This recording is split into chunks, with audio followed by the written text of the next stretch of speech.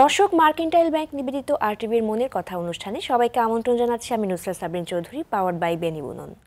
মাদক মুক্ত সমাজ গড়তে সামাজিক আন্দোলন চলছে যুগ যুগ ধরে, কিন্তু আন্দোলনের সুফল হয়তো আমরা সেভাবে আশানুরূপভাবে দেখতে পাচ্ছি না। তার কারণ আমরা নিজেরাই, কারণ আমরা অজ্ঞ বা অসচেতন। মাদকের ভয়াবহতা, মাদকের সামাজিক অবক্ষয় ও পরিবার তথা রাষ্ট্রের ক্ষতি নিয়ে আমরা মোটেও ভাবি না। মাদকাসক্ত ব্যক্তি তার জীবনটাকে ধ্বংসের পাশাপাশি পরিবারের সবার মানসিক অশান্তির কারণ হয়ে দাঁড়ায়। মাদকদ্রব্য, মাদকাসক্ত ব্যক্তি সমাজের ক্ষতির কারণ। এই ক্ষতি থেকে মুক্তির উপায় হলো মাদকাসক্ত ব্যক্তির চিকিৎসা ও মাদক প্রতিরোধ করা। দর্শক, মনের কথার আজকের পর্বের বিষয় মাদকের ভয়াবহতা, আসক্তি ও প্রতিরোধে করণীয়। এই বিষয়টি নিয়ে গুরুত্বপূর্ণ আলোচনা করতে স্টুডিওতে আমন্ত্রণ জানিয়েছি জনাব মোহাম্মদ আমির হোসেন, যিনি একজন senior clinical psychologist, Nasirullah psychotherapy unit, Dhaka বিশ্ববিদ্যালয়। ভাইয়া কেমন আছেন? জি ভালো আছি, আপনি ভালো আছেন? জি ভালো আছি, স্বাগতম আপনাকে আমাদের আজকের অনুষ্ঠানে।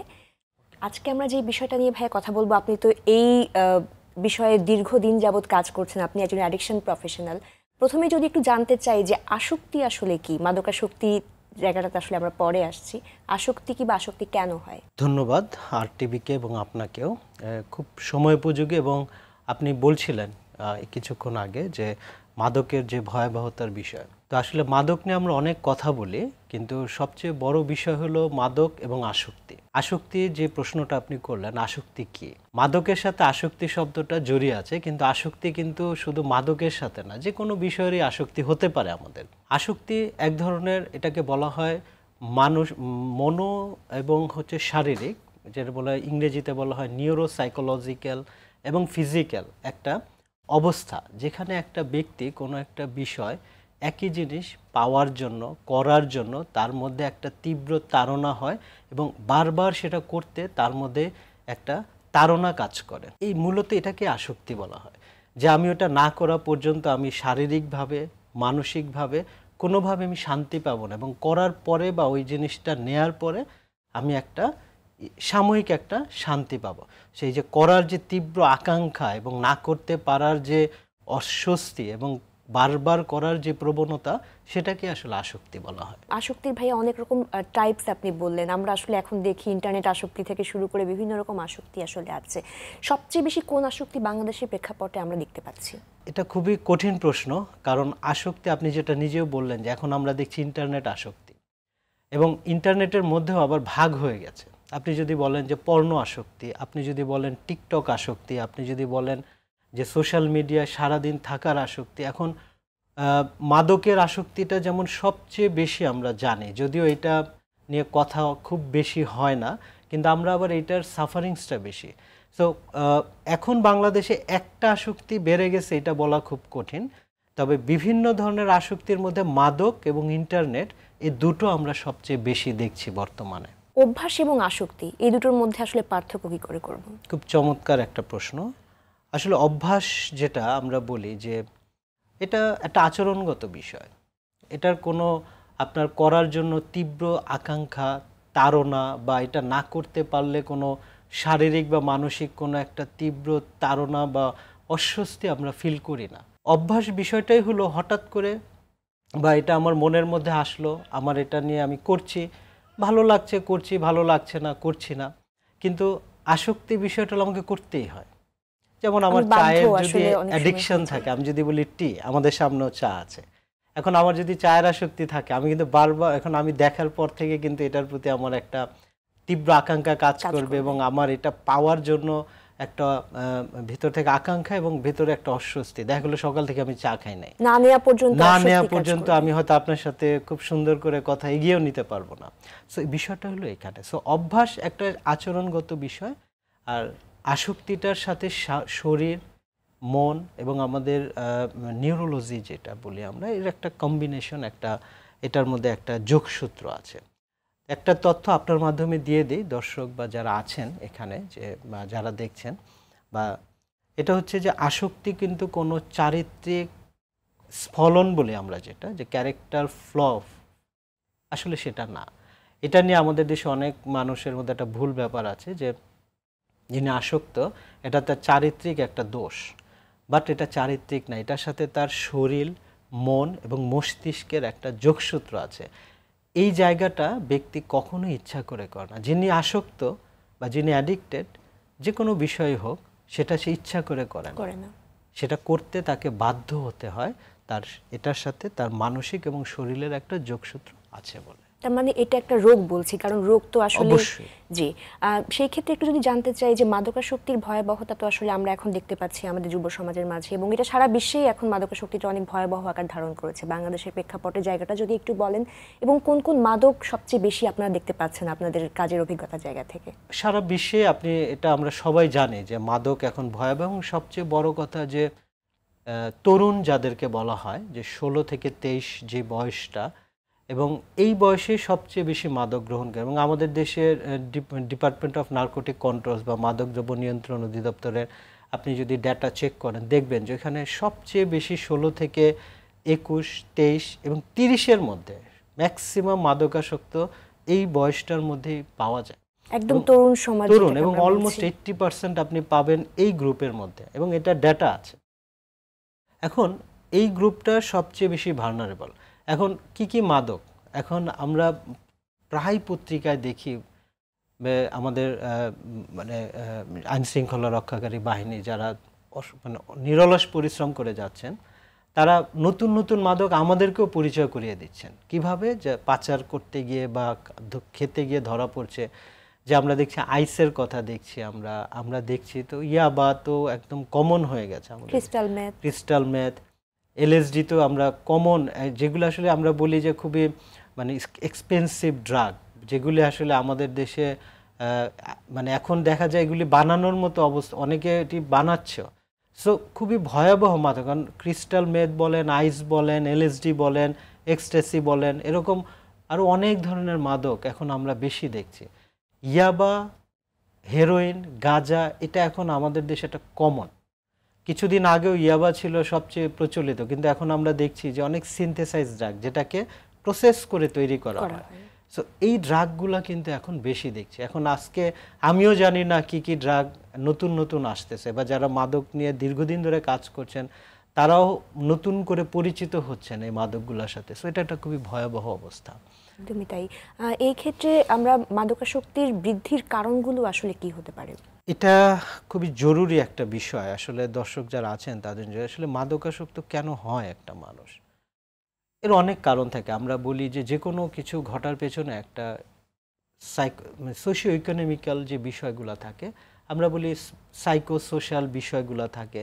তো এখানে অনেক কারণে হয়। তো বড়ভাবে অনেক রিসার্চ ফাইন্ডিংস যেগুলো আছে আমাদের দেশে, আমরা দেখেছি যে একটা হচ্ছে পারিবারিক অশান্তির কারণে অনেকে মাদক নেয়, কেউ হচ্ছে তার ব্যক্তিগত যে ব্যর্থতা, কষ্ট, ব্যথা, বেদনা ভোলার জন্য সে মাদক নেয় বা মেনে নিতে পারে না। কেউ হচ্ছে আনন্দের জন্য নেয়, বিনোদনের জন্য নেয়।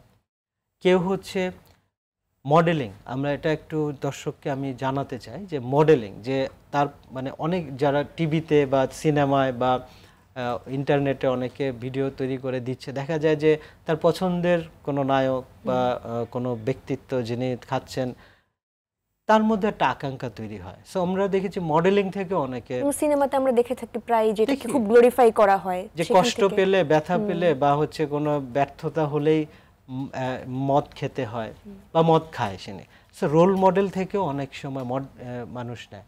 এবং পারিবারিক অশান্তি তো আমরা জানি, এবং অ্যাভেলেবিলিটি অফ ড্রাগস, এটার কারণেও এখন মাদকটা নেয়াটা বেড়ে গেছে, যে চাইলেই পাচ্ছে, এটাও একটা কারণ। যাদের আসলে কৌতূহল থেকে আসলে করে, তারা কি কখনো মানে চিকিৎসার ধাপে আসতে পারে, বা তাদেরকে কি করে আসলে পরবর্তীতে নিয়ে আসা যায়? আচ্ছা, এক্ষেত্রে একটু বলে রাখি যে আপনি আসক্তির যে প্রশ্নটা করেছিলেন, এই ব্যাপারে দর্শকদের একটু জানাতে চাই, এবং ওটার সাথে আপনার এই উত্তরটা, আসক্তি কিন্তু একদিনে হয় না। এই যে আপনি বললেন কৌতূহল, আসক্তির যে পর্যায়গুলো আছে বিশ্বব্যাপী সায়েন্টিফিক্যালি যে পর্যায়গুলো বলেছে, সেখানে প্রথমটাই আছে হচ্ছে কৌতূহল। এই কৌতূহল থেকে অনেকে শুরু করে যে দেখি না কি, তার পরের ধাপ হচ্ছে অকেশনাল, যে অকেশনালি সে খায়। এই যে খাচ্ছে, এই যে কৌতূহল থেকে খাচ্ছে, অকেশনালি খাচ্ছে, এটা খেয়ে তার বডিতে কিন্তু দ্রুত এটা মিশে যাচ্ছে। এটা সবাইকে জানিয়ে রাখি যে উইদিন অনেক, বিশেষ করে আমি যে সিগারেট খাই, আপনি হয়তো শুনলে অবাক হবেন, এর যে ধোঁয়াটা 7 থেকে 10 সেকেন্ডের মধ্যে আমাদের ব্লাডে মিশে যায় এবং এটা ব্রেনে চলে যায়। সো মাদক এখন যেহেতু বলা হয় এটা একটা ব্রেইন ডিজিজ, এবং সেক্ষেত্রে যে আপনি আসক্তির কথা বললেন, সে আমি যে খেলাম, প্রথমে খেলাম মজা করে, তারপরে মাঝে মাঝে খেলাম, এরপরে নিয়মিত রেগুলার ইউজ করছি। কেন করছি? এর কিন্তু একটা সিকোয়েন্স আছে। এই যে আমি খাচ্ছি, এটা কিন্তু আমার বডিতে গিয়ে আমার শরীর, মন, মস্তিষ্ক সব জায়গায় প্রভাব ফেলছে এই কেমিক্যালটা। দ্যাট মিনস কি হচ্ছে, ওই যে আমি বলছিলাম যে আমার মধ্যে একটা তাড়না তৈরি হয়, এবং শেষ পর্যায়টা হচ্ছে আসক্তি।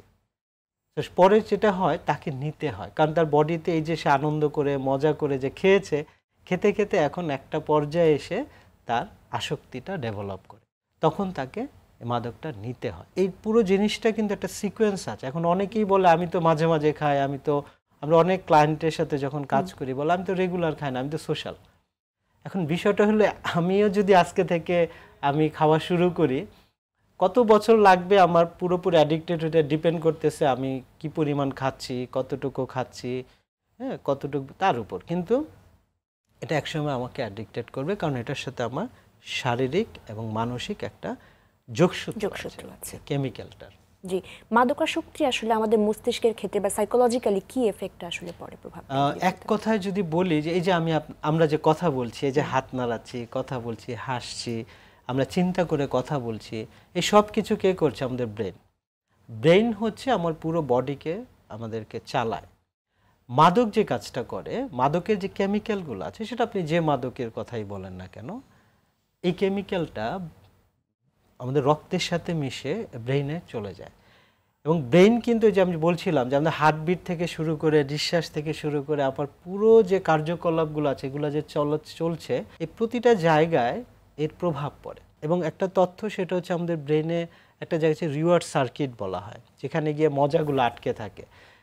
এটা ব্রেনের একটা পার্ট আছে, সেখানে ওই মজাটা যায়। এখন আপনি যে বলছেন যে এটা প্রভাব, পুরো ব্রেনকে আসলে মাদকের যে কেমিক্যালগুলো আছে গিয়ে পুরো ব্রেনে এই প্রভাবটা পড়ে, যার ফলে কি হয়, আপনি দেখবেন যিনি মাদকাসক্ত ব্যক্তি ছিলেন, আপনার আশেপাশে যদি দেখেন বা আপনি যদি এরকম কোনো রোগী দেখেন, তার কেয়ার গিভারের সাথে কথা বলেন, যে এই মানুষটা এরকম ছিল না, সে এখন নির্দ্বিধায় অবিবেচকের মতো কাজ করে, সে যা খুশি তা করে, তার আচরণের উপর তার নিয়ন্ত্রণ নাই, তার মেজাজের উপর তার নিয়ন্ত্রণের কারণ হচ্ছে এই যে কেমিক্যালটা গিয়ে তার ব্রেইনে, তার মস্তিষ্কের যে পার্টগুলো আমাদের সুস্থভাবে তাকে বেঁচে থাকতে সাহায্য, সেই জায়গাগুলো দখল করে নিয়েছে, আস্তে আস্তে ড্যামেজ করে দিচ্ছে, যার কারণে তার আর আগের পর্যায়ে থাকছে না। এবং মস্তিষ্কের এই ক্ষতির কারণেই একটা মানুষ বারবার মাদক নেয় এবং মাদক থেকে সে বের হতে পারে না। প্যারেন্টসরা আসলে কি করে বুঝবে যে তার সন্তান আসলে মাদকাসক্ত হয়ে পড়েছে? কারণ অনেকেই আসলে বলে যে আমি তো চোখের সামনে দেখতে পাই না যে ও কিছু নিচ্ছে, বা আমরা তো আসলে এগুলো চিনি না বা বুঝি না। তো সেই জায়গা থেকে কোন কোন আচরণগত পরিবর্তন বা কি পরিবর্তন আসলে দেখা যায়? খুবই খুবই গুরুত্বপূর্ণ একটা প্রশ্ন, এবং আমি মনে করি দর্শক যারা এই প্রোগ্রাম দেখছেন, এটা একটু মনে রাখা দরকার। কারণ আমরা দেখেছি যে মাদক নিয়ে বাবা মা অনেক বেশি ওরিড থাকে, অনেক বেশি দুশ্চিন্তা করে, অনেক বেশি সতর্ক থাকে এবং হতাশও হয়। কিন্তু গুরুত্বপূর্ণ বিষয় হলো যে তার সন্তান মাদকাসক্ত কিনা, এইটা অনেক সময় বুঝতে তারা ভুল করেন। তারা শুধু কিছু মাদকের বিষয় জানেন, কিন্তু তার সন্তান আসক্ত কিনা এই বিষয়ে জানার জন্য তাকে সবচেয়ে বেশি দরকার সন্তানকে অবজার্ভ করতে হবে, আমরা যেটা বলি পর্যবেক্ষণ বা দেখা, যে তার সন্তান দিন দিন তার সন্তানের মধ্যে আচরণগত পরিবর্তন আসছে কিনা। যেমন সে প্রতিদিন আগে একটা নির্দিষ্ট সময় ঘুম থেকে উঠতো, এখন আর সেটা নাই, তার ঘুমের টাইম চেঞ্জ হয়ে গেছে, তার মেজাজে চেঞ্জ আসছে, এখন আগের মতো আর তার মেজাজটা নেই, খিটখিটে হয়ে গেছে বা বিরক্তি প্রকাশ করে, অল্পতেই রেগে যাচ্ছে বা নিশ্চুপ হয়ে যাচ্ছে, একদমই নাম বলি আমরা যেটা, নাম হয়ে যাচ্ছে। তারপর হচ্ছে তার লাইফস্টাইলে যে চেঞ্জ, বাসায় আসার সময়, বের হওয়ার সময়, খাওয়ার সময়, গোসলের সময় ঠিক ঠিকানা নাই। আরেকটা গুরুত্বপূর্ণ ইন্ডিকেটর হচ্ছে মাদক কিনতে তো আসলে পয়সা লাগে, টাকা লাগে, সেটারও ডিমান্ড অনেক সময় বেড়ে যায়। দেখা যায় যে বাসায় যদি বাবা মার যদি জানে বাবা মার কাছে অ্যাভেলেবেল টাকা আছে, চাইলেই পাওয়া যায়, তারা কিন্তু আগে 100 টাকা নিত, এখন সে 500 টাকা ডিমান্ড করে এবং দিতেই হয়। এই যে জায়গাগুলো, এগুলো ইন্ডিকেটর। তাছাড়াও তার বায়োলজিক্যাল কিছু, যে চোখের নিচে কোনো কালি পড়ছে কিনা, তার শুকিয়ে যাচ্ছে কিনা, তার মধ্যে তারপরে আমরা স্মেলের যেমন ইয়াবা অনেক ধরনের ফ্লেভারের তৈরি হয়, হ্যাঁ, চকলেট বা এরকম আমরা জানি। তো দেখা গেল বাসায় আসার পরে বাথরুম থেকে বের হলে এরকম কোনো স্মেল আসে কিনা, মাঝে মাঝে তার ঘর থেকে কোনো ফয়েল পেপার বলি, সিগারেটের যে ফয়েল পেপার, তারপরে কোনো বিড়ি সিগারেট বা গাজার যে এগুলি পাওয়া যায় কিনা। আসলে এই সবগুলা জিনিস তাকে অ্যাটলিস্ট হেল্প করতে পারে তার সন্তানকে মাদকে ঝুঁকে গেছে কিনা এটা বুঝতে। এবং আমরা তো দেখতে পাই সাথে নতুন বন্ধু বান্ধব আসলে অ্যাড হয়, হ্যাঁ, নিজেকে আইসোলেট করে ফেলে, নতুন নতুন বন্ধু যারা আগে ছিল না এখন যুক্ত হয়েছে এবং বন্ধুদের সাথে থাকতেই সে বেশি পছন্দ করে এবং এই বন্ধুদের যখনই ডাকে তাকে বাইরে। এবং এই আরেকটা গুরুত্বপূর্ণ তথ্য, একটা নির্দিষ্ট সময় বাইরে যাওয়ার প্রবণতা। কারণ ওই যে আমরা বলছিলাম আসক্তি, সো আমরা ইংরেজিতে উইথড্রল বলে একটা, যিনি মাদক নেন তার মধ্যে একটা উইথড্রল তৈরি হয় একটা সময়, না নিতে পারলে দেখা যায় তার উইথড্রল টাইমটা সকালে বিকালে রাতে কখন হবে আমরা, কিন্তু ওই টাইমগুলো সে বাইরে যেতে চায়।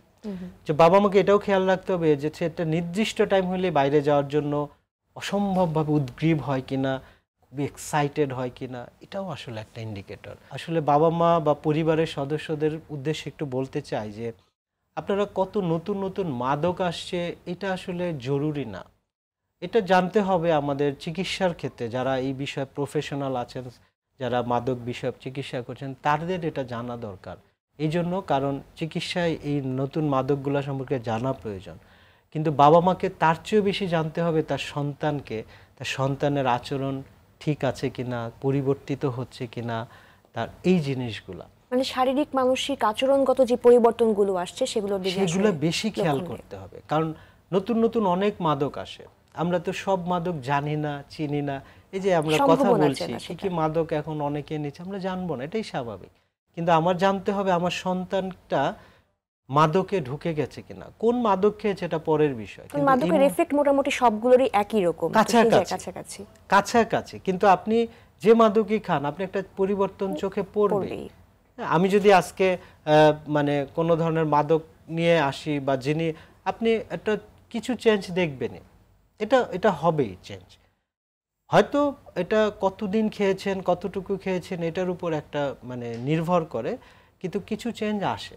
তো বাবা মাকে ওই জায়গাগুলোয় একটু খেয়াল, এই জন্য একদম সন্তানের থেকে চোখ ফিরিয়ে আমি আমার পয়সা ইনকাম, আমার ডেইলি আমি বাজার, আমি ঘর দুয়ারে সময় দিচ্ছি, তাকে খেয়াল করছি না, সেটা আসলে একটু ঝুঁকিপূর্ণ। সেই জন্য আপনার প্রশ্ন অনুযায়ী এতটুকু বলবো যে এই লক্ষণগুলো যদি আপনারা একটু খেয়াল করেন বাচ্চার, তার জন্য উপকার হবে এবং আপনাদের জন্য উপকার। একদমই। তার মানে সুতরাং সচেতনতার জায়গাটা পরিবার থেকেই আসলে শুরু করতে হবে। অবশ্যই।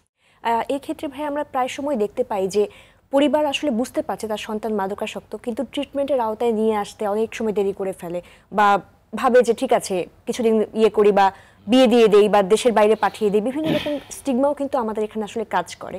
তো সেই ক্ষেত্রে আসলে চিকিৎসার ধাপগুলো কেমন হয় এবং চিকিৎসাতে নিয়ে আনতে পারে কি করে আসলে বাবা মা সন্তানকে? এই যে চিকিৎসার বিষয় আপনি যেটা বললেন, আমাদের দেশের সবচেয়ে বড় বিষয় হলো যে স্টিগমা, সামাজিক যে একটা স্টিগমার কথা আমরা বলি, যে আমার পরিবারেও যদি আমার কোনো ভাই বা বোন যদি আজকে মাদকাসক্ত হয়, দেখা যায় যে আমরা নিয়ে এটা কথা বলি না, চুপচাপ এটা নিয়ে তার সাথে কথা বলি, তাকে ম্যানেজ করার চেষ্টা করি, তাকে বোঝানোর চেষ্টা করি, কিন্তু আমি কোনো চিকিৎসায় নেই না। কারণ যদি মানুষ জানে, যদি আত্মীয় স্বজন জানে, তাহলে কি হবে?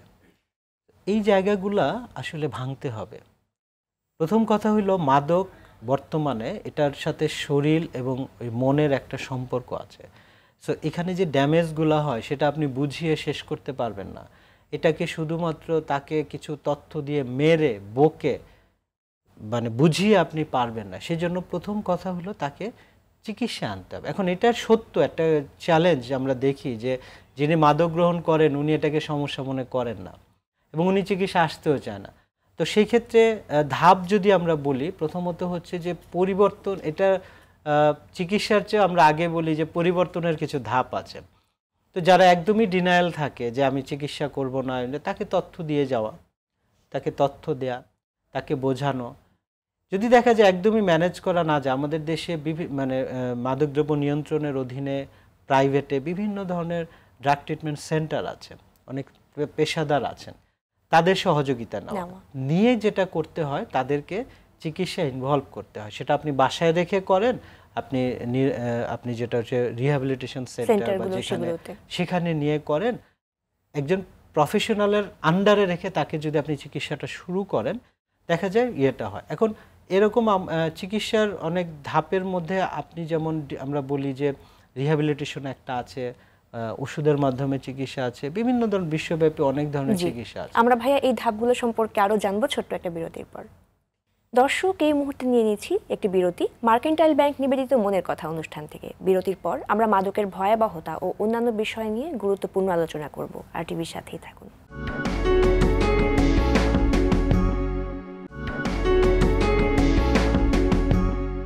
বিরতির পর সবাইকে আরও একবার স্বাগত মার্কেন্টাইল ব্যাংক নিবেদিত মনের কথা অনুষ্ঠানে পাওয়ার্ড বাই বেনিবুনন। আজকের পর্বের বিষয় মাদকের ভয়াবহতা, আসক্তি ও প্রতিরোধে করণীয়। আমাদের সাথে আছেন জনাব মোহাম্মদ আমির হোসেন, সিনিয়র সাইকোলজিস্ট এবং অ্যাডিকশন প্রফেশনাল। ভাইয়া, আমরা চিকিৎসার ধাপগুলো সম্পর্কে আসলে জানছিলাম। হ্যাঁ, চিকিৎসার ধাপে যেমন একটা বলা হয় যে আপনি ডিটক্সিফিকেশন বলা হয়, লম্বা সময় রিহ্যাবিলিটেশন বলা হয়, কাউন্সেলিং, হ্যাঁ, এগুলো একটার সাথে আরেকটা আসলে সংযুক্ত। তো প্রথমত হলো যে ব্যক্তির চিকিৎসার ক্ষেত্রে প্রথমেই হচ্ছে তাকে মাদকের যে কেমিক্যালগুলো আমরা বলি, সেই পর্যায়গুলো তাকে তার শরীর থেকে বা তাকে সেই জায়গাতে ডিটক্সিফিকেশন করার একটা প্রক্রিয়া। তার পরবর্তীতে হচ্ছে তার যে আচরণগত ক্ষতিগুলো হলো, সেই ক্ষতি কমানোর জন্য তাকে বিভিন্ন বিষয়ের উপর কাউন্সেলিং করা, বিভিন্ন বিষয়ের উপর তাকে জানানো, এটাও একটা চিকিৎসার একটা অংশ, একটা ধাপ। এরপরে পরিবারের সাথে বসা, ফ্যামিলি কাউন্সেলিং যেটা বলি, কারণ পরিবারের সাথে তার যে দূরত্ব তৈরি হয়েছে বা এই যে চিকিৎসা করে সে বাসায় চলে যাবে, গিয়ে তো তাকে পরিবারের সাথে আবার মিশতে হবে, এই পরিবারের সাথেই তাকে পরিবারকেও জানতে হবে যে কিভাবে এই মানুষটাকে আমি সামনে ডিল করব বা তাকে আমি পরিচালনা করব। এই জায়গাটা একটা গ্যাপ থাকে। সবাই মনে করে যে সে চিকিৎসা করতেছে, এটা তার রেসপন্সিবিলিটি, আসলে তা না। ফ্যামিলিকে বাদ দিয়ে যদি আপনি কোনো চিকিৎসার প্ল্যান করেন, সেটা 50% আপনি মনে করব যে আপনি সমস্যা রেখে দিয়ে চিকিৎসা করলেন। কারণ এই মানুষটা পরিবারে যখন ফেরত যাবে, পরিবারকেও জানতে হবে তার সাথে আমি কিভাবে। পাশাপাশি ফলো আপ, তাকে একটা চিকিৎসার প্রতিনিয়ত একটা ফলো আপে থাকতে হয়। তাতে যেটা হয়, তার যদি আবার কোনো একটা ঝুঁকি হয়ে যায়, সেই ঝুঁকিটা সে একা ম্যানেজ করতে না পারলেও প্রফেশনালের সাথে বসলে সেটা করা যায়। এবং এই পর্যায়গুলো আসলে রিকভার একটা জার্নি। আপনি যদি বলেন ধাপ দিয়ে আসলে এটা চিকিৎসার মেডিসিন যেমন এক ধরনের চিকিৎসা, কাউন্সিলিং এক ধরনের চিকিৎসা, কিন্তু রিকভার একটা জার্নি, এটাকে বলা হয় রিকভারি জার্নি। সো এই জার্নিটা আসলে চলমান। এখানে অনেক চ্যালেঞ্জ থাকবে, এখানে অনেক ঝুঁকি থাকবে, হ্যাঁ। এখানে তো এই জায়গাগুলোতে সে কিভাবে নিজেকে আসলে মোটিভেটেড করছে, ফ্যামিলি কিভাবে সাপোর্ট দিচ্ছে, সে কতটা নিজেকে চেঞ্জ করার জন্য নিজেকে সে অলওয়েজ মোটিভেটেড, এটা খুবই ইম্পর্টেন্ট। সো এটা একটা জার্নি। আমরা শুধু এটাই বলি যে যিনি চিকিৎসা নিচ্ছেন বা যারা চিকিৎসা যাবেন, এটাকে মনে করার কারণ নাই যে 3 মাস 6 মাস 18 মাসের একটা চিকিৎসা। এটা একটা জার্নি। এই জার্নিতে চলমান একটা প্রক্রিয়া। এখানে ব্যক্তির সাপোর্টও লাগবে, তার চারপাশের মানুষের সাপোর্টও লাগবে। একদমই তাই। চিকিৎসার ধাপের জায়গা থেকে ভাইয়া যদি একটু বলি, যে অনেকে বলেন যে শুধুমাত্র কাউন্সিলিং করে কি আসলে এখান থেকে বের হয়ে আসা যায় কিনা, সেটা যদি। এটা একটা কঠিন প্রশ্ন, কারণ আপনি যদি চিকিৎসার মডেলগুলো দেখেন, মেডিকেল মডেল আছে, সাইকোসোশ্যাল মডেল আছে, অনেক ধরনের মডেল আছে। এখন বিষয়টা হলো যে আমরা বর্তমানে কিন্তু এটাকে বলা হয় যে, আমি বারবারই বলছি যে এটা শারীরিক এবং মানসিক একটা যোগসূত্র আছে। তো সেখানে কাউন্সিলিং করে আমাদের কিন্তু এরকম কিছু রিসার্চ ফাইন্ডিংস আছে যে শুধু নিজের কোনো ট্রিটমেন্ট না করেও সুস্থ হয়েছে, কিন্তু ওইটাও যেমন আছে, আবার এটাও আছে যে তার বায়োলজিক্যাল যে উইথড্রলগুলো হয়, যে কষ্ট, সেটার জন্য ওষুধ খেতে হয়। শুধু কাউন্সিলিং করে বর্তমানে শুধুমাত্র একটা মানুষ মাদক ছাড়া তার জন্য খুব দুরূহ, কারণ এটার যে কেমিক্যালগুলো আছে সেটা তার বডি এবং মস্তিষ্কে যে ক্ষতিগুলো করছে, সেটার জন্য তাকে কিছু মেডিকেল ট্রিটমেন্ট করতে হয়। কাউন্সিলিং এর ট্রিটমেন্টের একটা অংশ, এবং এটাও একটা খুবই অপরিহার্য অংশ। তো এখানে আপনি একটাকে যদি হাইলাইট করে ট্রিটমেন্ট করেন, এটা খুব ডিফিকাল্ট। কারণ কাউন্সিলিংয়ে যেটা হয়, তার যে উইথড্রল, যে এই ব্যবস্থাপনাটা করার জন্য তাকে অসম্ভব মোটিভেটেড হইতে হয়। তা না হলে যেটা হয়, ফ্যামিলি বাসায় রেখে তাকে ম্যানেজ করা খুব টাফ।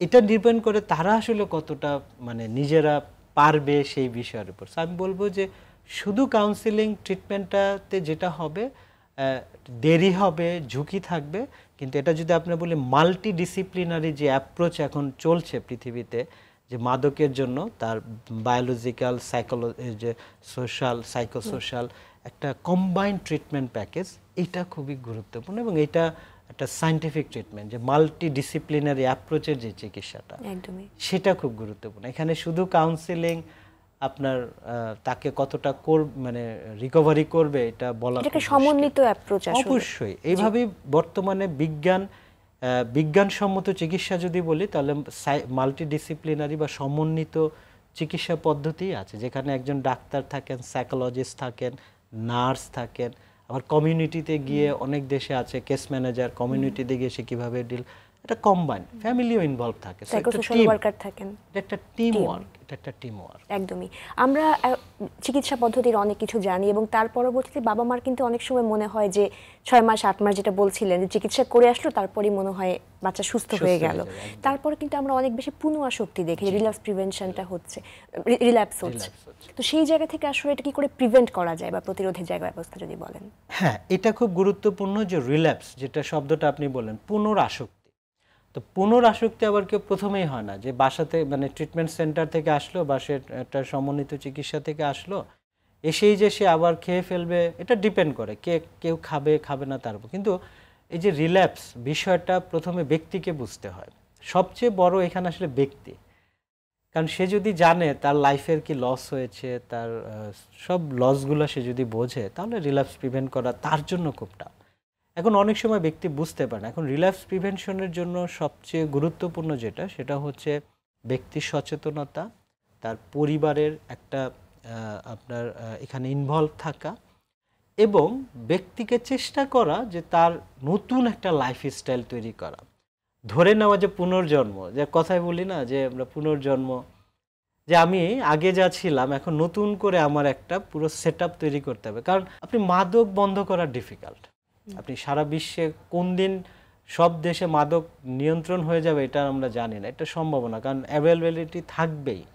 কিন্তু অ্যাভেলেবিলিটি থাকলেও আমি কিভাবে ভালো থাকবো, সেজন্য আমি যা শিখেছি ট্রিটমেন্টের সেটা, এবং পরিবার মিলে যদি একটা প্ল্যান করে তারা, যে কিভাবে তার দৈনন্দিন জীবনটা চলবে, তার জন্য কোন কোন জিনিস ঝুঁকিপূর্ণ সেগুলি সে কথা বলবে ফ্যামিলির সাথে, ফ্যামিলি সেখানে তাকে সাপোর্ট দিবে, তার পুরাতন যারা মাদকাসক্ত বন্ধু ছিল তাদের থেকে সে দূরে থাকবে, ব্যস্ততা থাকবে, কাজে কর্মে একটা কোনো কিছুতে ইনভলভ থাকবে, একটা লক্ষ্য থাকতে হবে। এখন আপনি লক্ষ্য যদি না থাকে তাহলে তো আসলে কিছুই হবে না।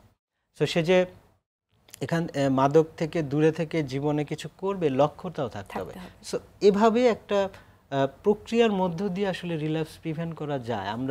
আমি নিজে অনেক ক্লায়েন্ট ডিল করেছি, আমি দেখেছি অনেকে পেরেছে, আবার অনেকে পারেও নাই। দুই ধরনের উদাহরণই আছে। এখন কে পারবে কে পারবে না, কে রিল্যাপস প্রিভেন্ট করতে পারবে কে পারবে না, সেটা ব্যক্তির উপর যেমন নির্ভর করে, তেমনি তার পরিবার এবং তার সারাউন্ডিংসের উপর নির্ভর করে। একদমই তাই। এই ক্ষেত্রে আমরা যদি একটু মাদকাসক্তি প্রতিরোধের দিকে দেখি এবং সচেতনতা বাড়ানোর ক্ষেত্রে, আমরা আগেও কথা বলছিলাম যে শহুরে জায়গায় কিন্তু সচেতনতা অনেকটুকুই আছে, কিন্তু প্রান্তিক জনগোষ্ঠীর কাছে বা কমিউনিটি লেভেলে কিন্তু সচেতনতার জায়গাটা এখনো সেভাবে করে আসলে ছড়ায়নি। সেই বিষয়টা নিয়ে যদি বলতেন। এক্ষেত্রে আপনি যেটা বলেই ফেলেছেন যে আমরা সবে আরবান শহর কেন্দ্রিক অনেক প্রোগ্রাম আছে, কিন্তু গ্রাম পর্যায়ে যদি বলেন, জেলা পর্যায়ে যদি বলেন, সেখানে খুবই কম। এখন মাদক কিন্তু সারা বাংলাদেশে আছে।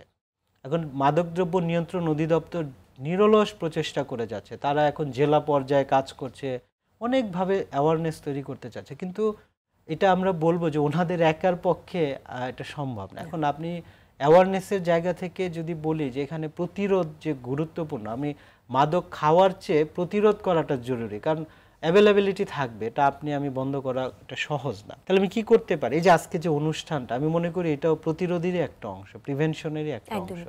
ঠিক এরকম করে আমরা যদি গ্রাম পর্যায়ে যদি আমরা পরিবারকে ফোকাস করে, আমরা যদি পরিবারগুলোকে মানুষের মধ্যে কমিউনিটি লেভেলে যদি মাদকের ক্ষতিটা, মাদক খেলে ক্যান্সার হয়, মাদক খেলে আপনার লিভার সিরোসিস হয়, মাদক খেলে কিডনি নষ্ট, এগুলি কমন কথা, এটা কম বেশি সবাই জানে। ইভেন আপনি দেখেন সিগারেট খেলে যে ক্যান্সার হয় এটা সবাই জানে। এখন যেটা সিগারেটের প্যাকেটে দেখবেন আপনি সচিত্র যে প্রদর্শনী যেটা আমরা বলি যে একটা খুবই খুবই কঠিন কঠিন ছবি দেয়া থাকে, খুবই মানে ভয়াবহ বিভৎস ছবি দেয়া থাকে, তারপরও কি খাচ্ছে না? খাচ্ছে। কারণ কি? কারণ হচ্ছে ওই যে ব্রেইন এবং তার মনে যে ইয়েটা হয়ে গেছে, একটা অ্যাসোসিয়েশন, একটা অ্যাডিকশনটা পারছে না। সো আমরা যদি মাদকের বিজ্ঞানটা নিয়ে আমরা কমিউনিটি লেভেলে মানুষের মধ্যে সচেতন করতে পারি, আমার মনে হয় প্রতিরোধের একটা খুব সুন্দর একটা কাজ হবে। সো আমাদের ডেফিনেটলি শহর থেকে গ্রামে, উপজেলা, ওয়ার্ড, ইউনিয়ন পর্যায়ে আমাদেরকে কাজ করার ব্যাপক সুযোগ আছে এবং করতে পারলে আমরা কারণ আপনি বলতে পারবো না আমি আজকে এখানে বসে এলএসডি শুধু ঢাকার মানুষ খায়, কোনো জেলা শহরে যে খাচ্ছে না এটা বলা মুশকিল, সেখান থেকে যে নতুন নতুন মাদকের উদ্ভাবন হচ্ছে না এটা আমরা বলতে পারবো না। সো সেই জন্য আমার মনে হয় আমাদের ফোকাসটা পুরো দেশে দেওয়া উচিত, শুধু একটা বিভাগ বা একটা শহরকে কেন্দ্র না করে, এবং সচেতনতায় কমিউনিটির মানুষকে, বিশেষ করে পরিবারগুলোকে ইনভলভ করা, তাহলে তারা অ্যাটলিস্ট বুঝতে পারবে এবং প্রিভেন্ট করতে পারবে। এটা একটা সুন্দর পরিকল্পনা হতে পারে প্রিভেনশনের জন্য। জি, আমরা তো আসলে বিভিন্ন মিডিয়া ইউজ করে থাকি সচেতনতার ক্ষেত্রে, প্রিন্ট মিডিয়া, সোশ্যাল মিডিয়া, বা আজকেও আমরা কথা বলছি গণমাধ্যমের জায়গা থেকে, কিন্তু লাইভ মিডিয়া যেটা আমরা বলি যে একদম মানুষের সামনে গিয়ে বিভিন্ন যাত্রা বা নাটকের মাধ্যমে যে সচেতনতার জায়গাটা, সেটা নিয়ে কিন্তু আমরা আগে অনেক ফল পেয়েছি, কিন্তু এটা আসলে করা যায় কিনা? অবশ্যই করা যায়। এটা আপনি খুবই সুন্দর একটা পয়েন্ট বলেছেন, এবং এটা কিন্তু আমি বিভিন্ন উন্নয়ন সংস্থার সাথে কাজ করি বা করেছি, এখনো করছি। আমি দেখেছি তারা অনেক নাটক যে পট গানের বলে যে এর মাধ্যমে যেমন পরিবার পরিকল্পনা, তারপরে হচ্ছে সন্ত্রাস, বিভিন্ন সামাজিক সমস্যা কিন্তু এখানে তুলে ধরা হয়। মাদক নিয়েও এটা হয়, একদমই হয় না তা না, হচ্ছে, কিন্তু এগুলো কি করে মানুষকে খুব দ্রুত মেসেজটা দিতে পারে। সেই জন্য বলছি যে অনেক মাধ্যম আছে, কিন্তু সেটাকে একটা সমন্বয় করে পরিকল্পিতভাবে এটা যদি গ্রাম পর্যায়ে, শহর পর্যায়ে সব জায়গায় করা যায়, আমার মনে হয় কিছু ফল মানুষ পাবে। আপনি 100 ভাগ কোনো কিছুই আপনি সারাতে পারবেন না, কিন্তু আপনি যদি 50 ভাগ কমাতে পারেন, তাহলে যেটা হবে 100 থেকে 50 কমে গেল, এটা অনেক বড় একটা অ্যাচিভমেন্ট। একদমই আমার মনে হয় এইভাবে করা যায়, অনেক অনেক সৃজনশীল ওয়েতেও করা যায়। ভাই, আমরা যেটা এখন দেখছি মাদকাসক্তি প্রতিরোধের ক্ষেত্রে সবাই ডিক্রিমিনালাইজেশন করার কথাই আসলে বলছেন, এবং যেহেতু আসলে মাদকাসক্তি একটা রোগ, এটাকে যদি আমরা অপরাধ হিসেবে চিহ্নিত করে থাকি, তাহলে এটা কিন্তু প্রতিরোধের ক্ষেত্রে অনেক বড় একটা অন্তরায়। সেই বিষয়ে যদি বলতেন। একদমই তাই। আসলে সংশোধন হচ্ছে সব বেস্ট পলিসি, এবং এটা শুধু মাদকের ক্ষেত্রে না, বিভিন্ন দেশে আপনি কারাগারগুলোর কথা যদি দেখেন, আপনি অনেক দেশে, অনেক উন্নত দেশে বলেন যে দেখবেন যে সেখানে কারাগারে যারা আছে তারা কিন্তু মানে ওইখানে বন্দি হিসেবে নাই, তারা ওইখানে ইনকাম করছে, অনেক স্কিল অ্যাচিভ করছে, এবং তার স্কিল, তারা দক্ষতা নিয়ে তারা তার পরিবারকে কন্ট্রিবিউট করছে। তো এখানে সংশোধন করার একটা প্রক্রিয়া। মাদকের ক্ষেত্রে অবশ্যই সংশোধন সবার আগে, এটা কোনো ক্রিমিনাল অফেন্স না। হ্যাঁ, বাংলাদেশের আইন অনুযায়ী এখানে বহন করা, খাওয়া পুরোটাই হচ্ছে একটা আইন বিরোধী কাজ, কিন্তু এখন বোঝা যাচ্ছে যে এখানে আপনি তাকে শুধু জেলখানায় আটকে রেখে তাকে ক্রিমিনাল হিসেবে তাকে আপনি চিহ্নিত করে একটা জেলখানায় রেখে দিলেন, কিচ্ছু হবে না। বেটার হচ্ছে তাকে ডিক্রিমিনালাইজেশন, যেটা আপনি বললেন, সংশোধন, আমরা বলি কারেকশন সেন্টার। বাংলাদেশের সরকার কিন্তু আমি কাজ করেছি এই প্রসেসের সাথে, যে কারাগার হবে সংশোধনাগার, এটা প্রধানমন্ত্রীরও একটা অঙ্গীকার ছিলেন, এবং সেই পর্যায়ে তারা কাজ করছেন এখনো হয়তো, যে সংশোধনাগার। এখন মাদকের ক্ষেত্রেও কিন্তু তাই, কারণ এটা কিন্তু আমি শুরুতেই বলেছি, এটা কিন্তু কোনো চারিত্রিক স্ফলন না, এটা একটা প্রক্রিয়া, সে ঢুকে গেছে। এখন সেখান থেকে ডিক্রিমিনালাইজেশন বা কারেকশনের মাধ্যমে যদি আনা যায়, এটা হবে বেস্ট ওয়ে। কারণ এই মানুষটা যে ক্ষতিগুলো হয়ে গেছে, মাদকের ক্ষতি কিন্তু আপনি শুধু শরীরে হয় না, আমি বারবার এই কথাটা বলছি, তার আচরণের হয়, তার মনের হয়, তার ফ্যামিলির রিলেশনশিপের ক্ষতি হয়। সো আপনি একটা জেলখানায় তাকে রেখে দিলেন 6 মাস, 1 বছর, 18 মাস, বের হইল, কি হইল? সে তো কিছু জানলো না, তার লসগুলো বুঝলো না, তার রিয়েলাইজেশন হইল না। সেজন্য সংশোধন হচ্ছে বেস্ট ওয়ে। সো আমরা যদি সেই দিকে যেতে পারি, ফোকাসটা যদি সেখানে রাখতে পারি, সেই প্রক্রিয়ায় যদি আমরা আগাতে পারি, আমার মনে হয় সমাজ এটার অনেক বড় একটা ফল পাবে। অনেক ধন্যবাদ। আশা করছি আজকের এই বিশ্লেষণধর্মী আমাদের যে আলোচনা, সেখান থেকে দর্শকরা অনেক বেশি উপকৃত হয়েছেন। অনেক ধন্যবাদ ভাইয়া। আপনাকেও ধন্যবাদ। দর্শক, আমরা কেউই চাই না আমাদের সন্তান মাদকাসক্ত হোক, আর সেই কারণেই আমাদের উচিত সন্তানের প্রতি দায়িত্ব পালন করা, সন্তানের দিকে খেয়াল রাখা, তার আচার আচরণের দিকে দৃষ্টি রাখা এবং সন্তানকে কোয়ালিটি টাইম দেওয়া। শুধু সন্তান নয়, পরিবারের কোনো সদস্য যেন মাদকাসক্ত না হয় সেদিকে আমাদের সবার খেয়াল রাখা দরকার সচেতন হওয়া। মাদকাসক্ত হলে চিকিৎসার ব্যবস্থা করা এবং অধিক ভালোবাসা দিয়ে সঠিক পথে ফিরিয়ে আনা। আজকের মতো বিদায় নিচ্ছি মার্কেন্টাইল ব্যাংক নিবেদিত আরটিভির মনের কথা অনুষ্ঠান থেকে, পাওয়ার্ড বাই বেনি বুনন। সবাই ভালো থাকুন, সুস্থ থাকুন, দেশকে ভালোবাসুন আর অবশ্যই নিজেকে মাদক মুক্ত রাখুন।